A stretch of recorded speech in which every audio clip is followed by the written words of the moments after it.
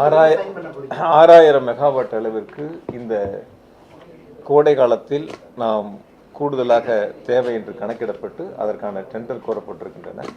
ஒரு யூனிட் வந்து 8 ரூபாயிலிருந்து 9 ரூபாய்க்குள்ள.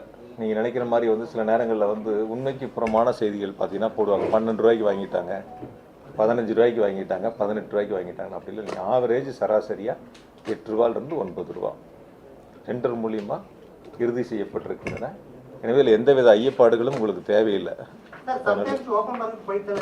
அதாவது சார், ஓப்பன் மார்க்கெட் எப்போ நாங்கள் போகிறோம் அப்படின்னு கேட்டிங்கன்னா, எதையாவது ஒரு யூனிட் வந்து பழுதடைஞ்சிருது, உற்பத்தி பாதிக்குது அப்படிங்கிறப்ப தான் ஓப்பன் மார்க்கெட் போக வேண்டியதாக இருக்கும்.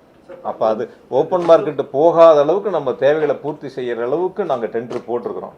சில நேரங்கள் நீங்களே என்ன செய்தி போடுவீங்கன்னு கேட்டிங்கன்னா, இவங்களோட டிமாண்டே இவ்வளோ தானே, எதுக்கு இவங்க இவ்வளோ எக்ஸஸ் டெண்டர் போட்டாங்க, நீங்களும் கொஸ்டின் ரைஸ் பண்ணுவீங்க.